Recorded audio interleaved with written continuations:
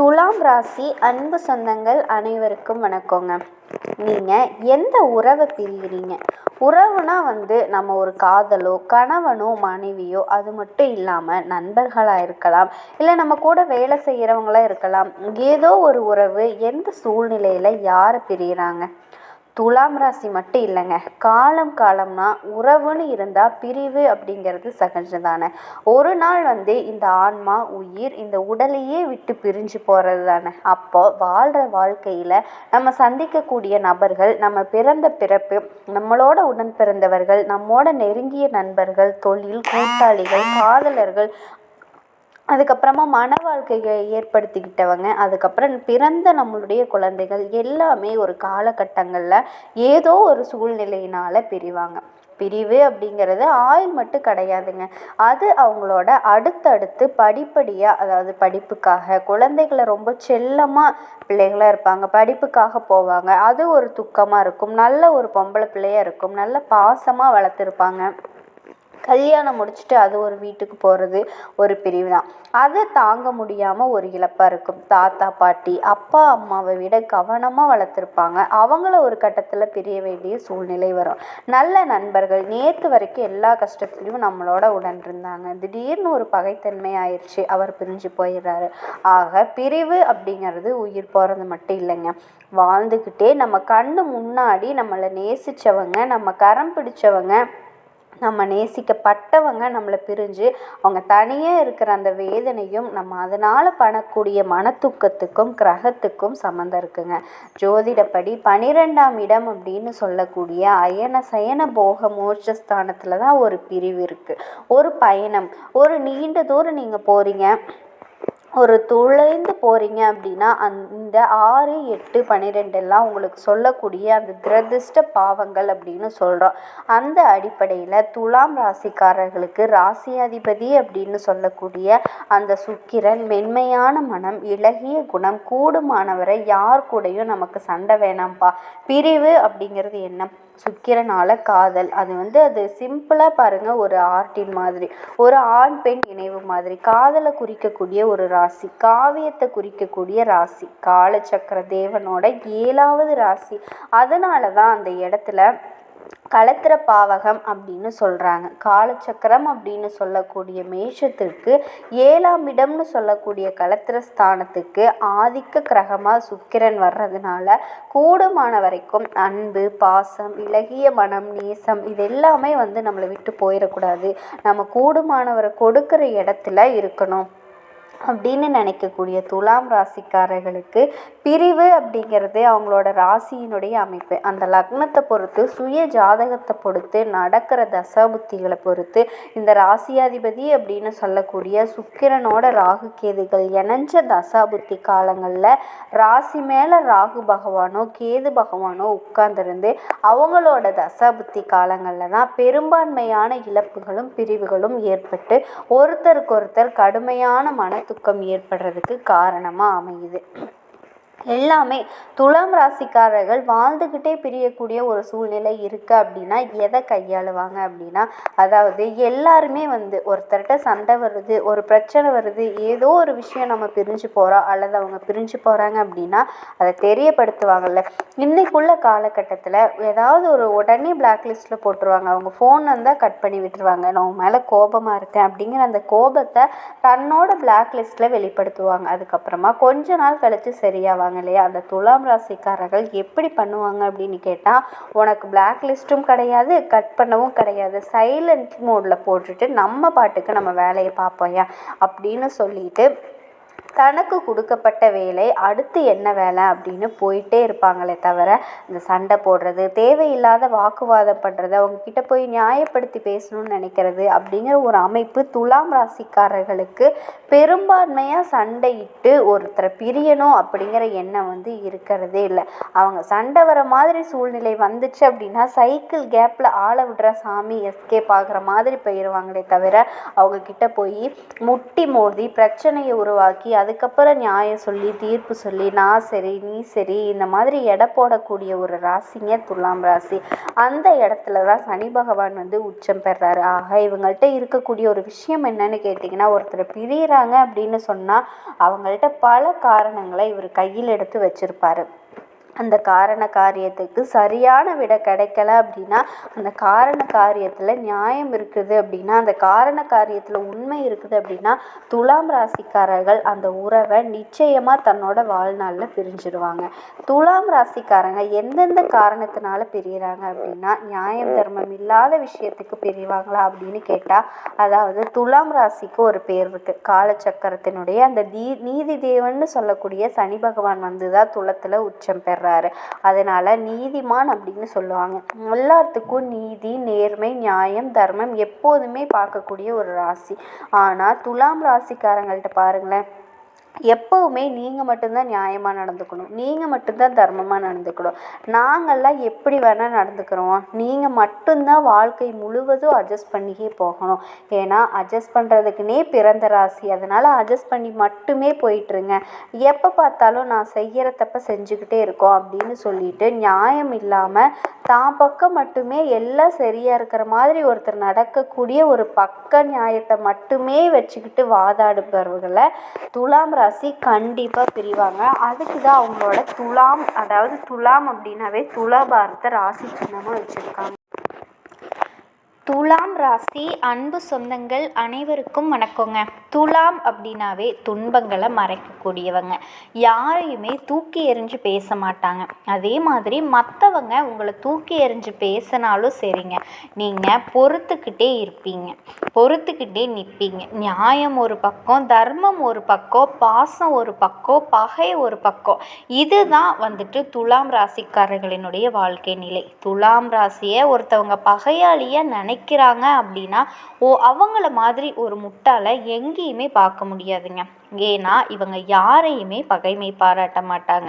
நீ தான் கோபத்தாபங்களை வச்சுக்கணும், நீ தான் அவங்கள பழி வாங்க துடிக்கணும். அப்போது துலாம் ராசிக்கு கோபமே வராதா?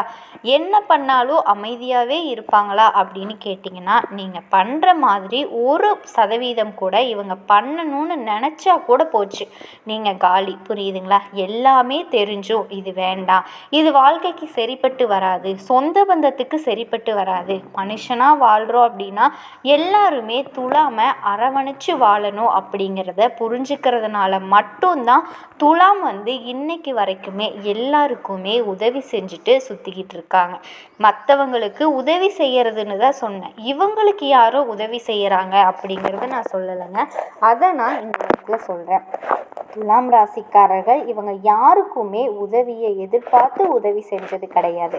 அதாவது பிரதிபலனை எதிர்பார்த்து உதவி செஞ்ச கிடையவே கிடையாதுங்க. நம்ம இன்னைக்கு இவங்களுக்கு இதை செஞ்சிட்டோம் அப்படின்னா பின்னாடி இவங்க கிட்ட வந்து நம்ம உதவி கேட்டுக்கலாம், இவங்க நமக்கு பின்னாடி உதவி செய்வாங்க அப்படிங்கிற ஒரு எண்ணமே துலாம் ராசிக்கு சுத்தமாக கிடையாதுங்க.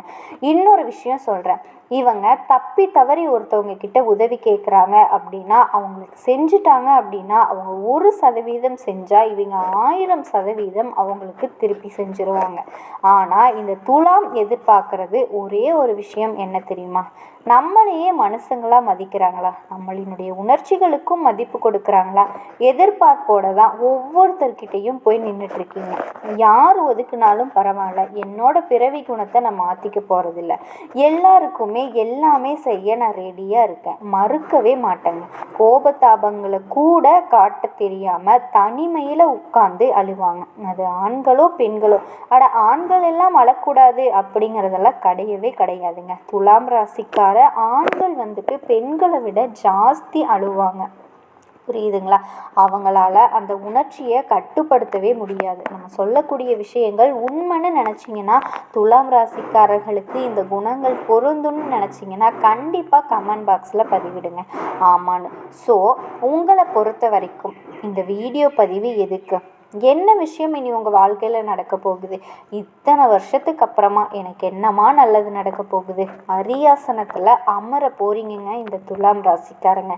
அள்ளி அள்ளி கொடுக்கக்கூடிய நேரம்.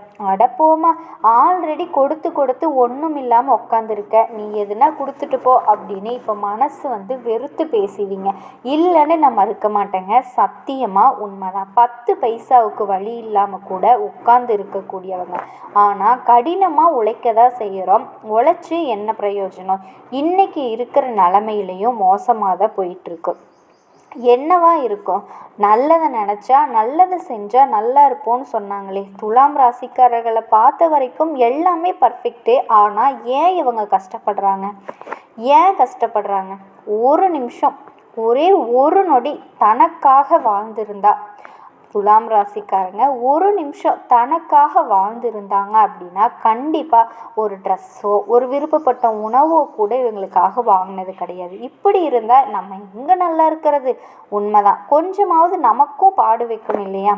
படாத பாடுபட்டு ஓடி ஓடி உழைச்சி அண்ணனை பார்க்கணும், தம்பியை பார்க்கணும், தங்கச்சியை பார்க்கணும், அக்காவை பார்க்கணும், அம்மாவை பார்க்கணும், பிள்ளைகளை பார்க்கணும், குடும்பத்தை பார்க்கணும். எல்லாரையும் பார்த்தாச்சு, நம்மளை யாருங்க பார்க்கறது? நம்மளை யார் சாமி பார்க்கறது? துலாம் ராசியை சேர்ந்தவங்க நீங்கள், ஆண்களோ பெண்களோ வயசானவங்களோ, ஆனால் எப்போவுமே எப்போவுமே இப்படி தான் நம்ம இருக்கோம். எல்லாரையுமே ஒரே மாதிரி பார்க்குறோம், எல்லாருக்குமே ஒரே மாதிரி தான் செய்கிறோம். சொல்லுவாங்க இல்லையா, ஏற்றத்தாழ்வாக பார்க்குறாங்க, செய்கிறாங்க. அதெல்லாம் துலாம் ராசிக்கு கிடையவே கிடையாதுங்க. இவங்கெல்லாம் பெற்றோர்களாக இருந்தாங்க அப்படின்னா பிள்ளைகள் கொடுத்து வச்சவங்க, அண்ணன் தம்பியே இருந்தாங்க அப்படின்னா சகோதரிகள் கொடுத்து வச்சவங்க, பிள்ளைகளாக இருக்காங்க அப்படின்னா பேரண்ட்ஸ் கொடுத்து வச்சவங்க. துலாம் ராசி அப்படின்னாவே உங்களுக்கு துன்பம் இல்லைன்னு நினச்சிக்கோங்க. இப்படிப்பட்ட உங்களுக்கு அரியாசனத்தில் அமரக்கூடிய நேரம்னு சொன்னால் துலாம் ராசிக்காரங்க சிரிப்பீங்க. காரணம் கேட்டீங்கன்னா, இவங்க யாரையுமே ஆட்சி பண்ணணும், அதிகாரம் பண்ணணும் அப்படின்னு நினச்சது கிடையாது. ஒரு பாய் கூட இல்லாமல் தரையில் படுத்தா கூட போதும், எனக்கு பெருசாக எது மேலேயும் ஈடுபாடு கிடையாது. ஆசை இருக்குது, நம்ம சுற்றி இருக்கவங்க எல்லாரும் அதை பண்ணணும் இதை பண்ணணும் அப்படின்னு நிறைய ஆசை இருக்குது. ஆனால் தனிப்பட்ட விருப்பு வெறுப்புகள் இல்லாத ஒரே உத்தம ராசி அப்படின்னா துலாம சொல்லலாங்க. சரிம்மா, அதெல்லாம் நான் ஒத்துக்கிறேன், இல்லைன்னுல சொல்லலாம். இதுதான் அரியாசனத்தில் அமரக்கூடிய நேரம்னு சொன்னீங்க. இந்த நேரத்தை பயன்படுத்தி இன்னும் நிறைய பேருக்கு நல்லது செய்யலாம் அப்படின்னு இருக்கீங்க. தாமதமாக செய்யுங்க, ஒன்றும் பிரச்சனை கிடையாது. அள்ளி அள்ளி கொடுக்கறதுக்கு கடவுள் கொடுக்க போகிறாருங்க.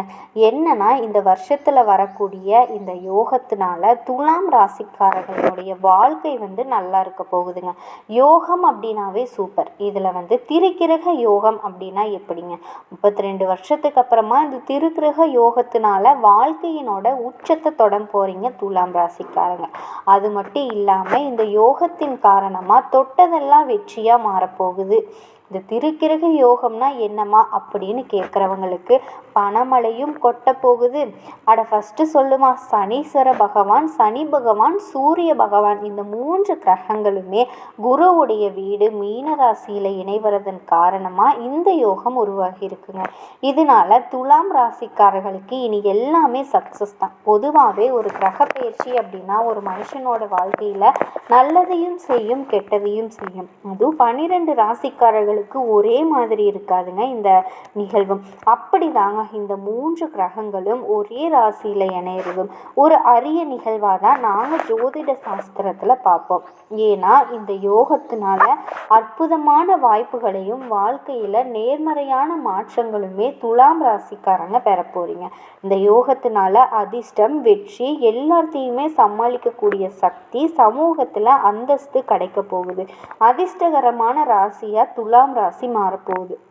பொதுவாகவே இந்த கிரகங்களினுடைய பயிற்சி அப்படிங்கிறது ஒரு மனுஷனோட தலைவிதியை மாற்றுங்க. அப்படிதாங்க இந்த திருக்கிரக யோகமும் துலாம் ராசிக்காரர்களினுடைய விதியாவே மாற்ற போகுது. உங்களினுடைய வாழ்க்கையில் அற்புதமான அமோக மாற்றத்தில் முக்கிய பங்கு வகிக்க போகுது.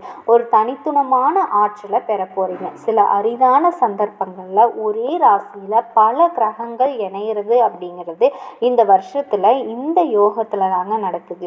இதனால துலாம் ராசிக்காரங்க நினச்சி கூட பார்க்க முடியாத அளவுக்கு அதிர்ஷ்டத்தை அனுபவிக்க போகிறீங்க. குறிப்பாக சில பயனுள்ள மாற்றங்கள் ஏற்பட போகுது. இந்த சக்தி வாய்ந்த யோகத்தினால வருமானம் உயர போகுது. நிதி நிலையில் நல்ல முன்னேற்றத்தை பார்க்க போகிறீங்க. வேலையில் இருக்கவங்க உங்களுடைய வேலையில் சம்பள உயர்வை எதிர்பார்க்கலாம். அதே மாதிரி மற்றவங்க கிட்ட உங்கள் பணம் சிக்கியிருந்தால் அதை மீட்க முடியாமல் போயிருந்தால் அந்த பணத்தை இப்போ நீங்கள் மீட்டெடுக்க முடியும். அதே மாதிரி வியாபாரிகளை பொறுத்த வரைக்கும் ஆண்களோ பெண்களோ எந்த தொழில் செஞ்சாலும் சரி, வியாபாரம் பார்த்தாலும் சரி, பல்வேறு ஒப்பந்தங்கள் மூலம் நீங்கள் எதிர்பாராத லாபத்தை அடைய போகிறீங்க. எதிர்பார்த்து ஒரு லாபத்தை நினச்சி வேலை பார்த்தாலே, வியாபாரம் பார்த்தாலோ தொழில் பார்த்தாலோ நடக்க மாட்டேங்குது. இந்த காலகட்டத்தில் எதிர்பாராத லாபத்தை அடைய போகிறீங்க. ஒப்பந்தங்கள் கிடைக்க போகுதுன்னா எவ்வளவு அதிர்ஷ்டம்னு பாருங்களேன். அதே மாதிரி வேலை தொடர்பாக துலாம் ராசிக்காரர்கள் சில பேர் வெளிநாடு பயணம் போவதற்கான யோகம் இருக்குங்க. வியாபாரத்தை விரிவுபடுத்துவதற்கான சாதகமான நேரங்க இது. பழைய முதலீட்டில் கூட இப்போ லாபம் ஈட்டுவதற்கான வாய்ப்பு இருக்கு. அதே நேரத்தில் குழந்தைகள் தொடர்பான சில நல்ல செய்திகளை பெறுவீங்க. அவங்களினுடைய முயற்சி, அவங்களினுடைய ஆரோக்கியத்துக்கு நீங்கள் உறுதுணையாக இருக்க போகிறீங்க. மேலும் இந்த அற்புதமான பலன்களை அள்ளி தரக்கூடிய இந்த யோகத்தினால எதிர்பார்க்காத பண ஆதாயங்கள் உங்களை தேடி வரப்போகுது.